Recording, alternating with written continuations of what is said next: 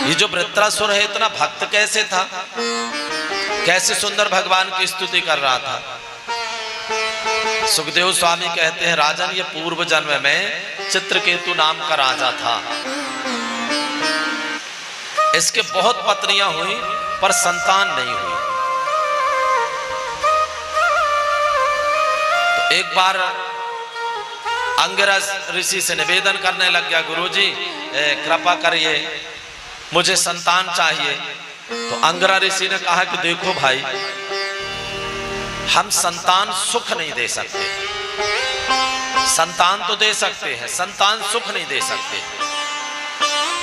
चित्रकेतु ने भी कहा कि गुरुजी आप तो बेटा दे दो, अब जब बेटा हो जाएगा तो अपने आप सुख मिलेगा।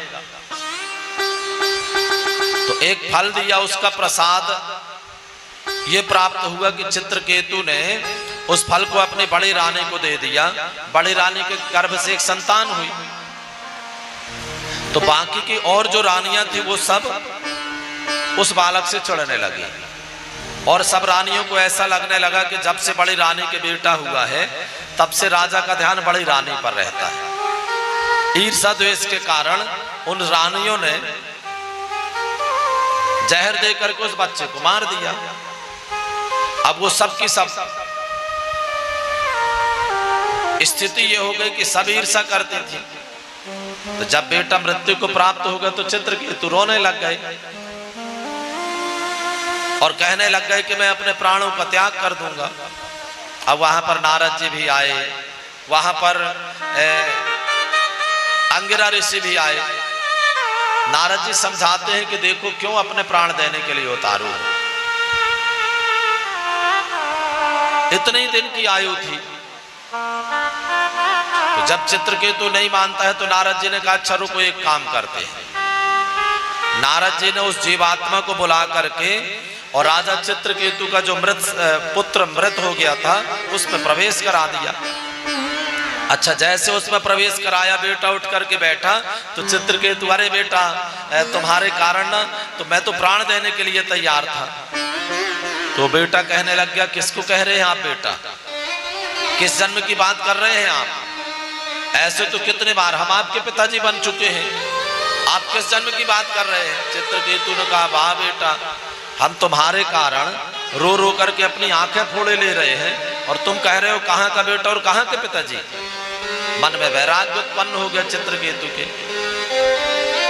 तो चित्रकेतु सब कुछ छोड़ करके संकर्षण नाम के देवताओं की उपाधि करते हैं भैया, भगवान की, संकर्षण भगवान की तपस्या करते हैं, उपासना करते हैं। तो बाद में ये विद्याधर बन गए। अच्छा विद्याधर बन गए तो एक बार ये भ्रमण करते करते करते कैलाश पर्वत में गए। बाबूजी आप लोग बारिश नहीं देखिए, बारिश हो रही हो तो और आगे आ जाएं, बारिश होने दीजिए।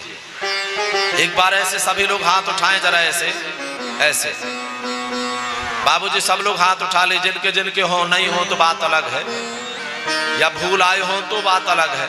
सब हाथ उठा ले, ऐसे ऐसे हिलाइए, थोड़ी दिख रहे हैं सबको? हाँ, सभी को जय श्री कृष्णा बोलना है।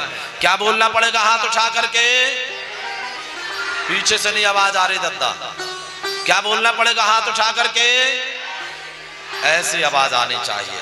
अच्छा ये इसलिए हमने ऐसे बुलवाया जिसमें सबका ध्यान इस तरफ हो जाए।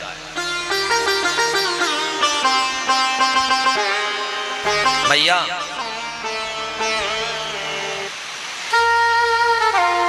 संकर्षण भगवान की उपासना करके विद्याधर तो बन गए, पर श्रेष्ठ पद पर पहुंचने के बाद भी मन में छोटी सोच थी। कैलाश पर्वत पर गए एक बार भ्रमण करते करते तो वहां भोले बाबा कथा सुना रहे थे मैया, और उनकी गोद में बैठी थी भवानी मैया। तो ये दूर से ही देखता है चित्रकेतु और कहने लग गया कि बतलाओ ये महापुरुष है, ये भगवान है, एक ही काम कर ले, या तो कथा सुना ले या पत्नी के साथ प्रेम कर ले। अब बतलाओ ऐसे में क्या मैसेज जाएगा कि कथा सुना रहे हो, इतने बड़े बड़े ऋषि बैठे हैं, महात्मा बैठे हैं सुनने के लिए, और पत्नी को गले में लिपटा करके गोद में बैठा ले। भवानी मैया ने देखा, कहा मूर्ख कहीं के, इधर आ तेरे को बताते हैं।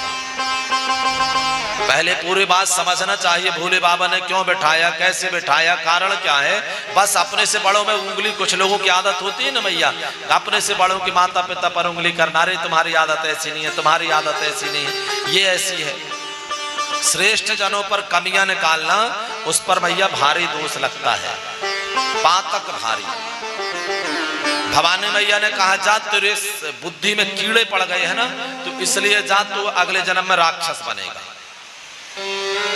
भोले बाबा कहते जा रहे हैं कि देवी रहने दो, छोड़ो, जब तक मैया ने श्राप दे ही दिया।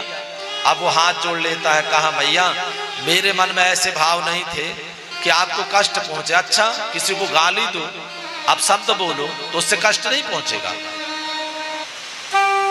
अरे पहले आकर के देखना चाहिए था कि वैसे क्या चल रहा है।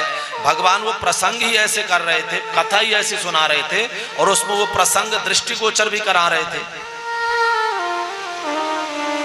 तो जब हाथ जोड़ा चित्रकेतु ने, तो भगवान ने कहा कि चलो अच्छा तुम राक्षस तो बनोगे थोड़ी समय के लिए, बस पर उस राक्षस योनि में भी तुम्हारे अंदर भगवान की भक्ति बनी रहेगी। तो यही चित्रकेतु वृत्रासुर बना, तभी इसके अंदर वो भक्ति बनी थी। तो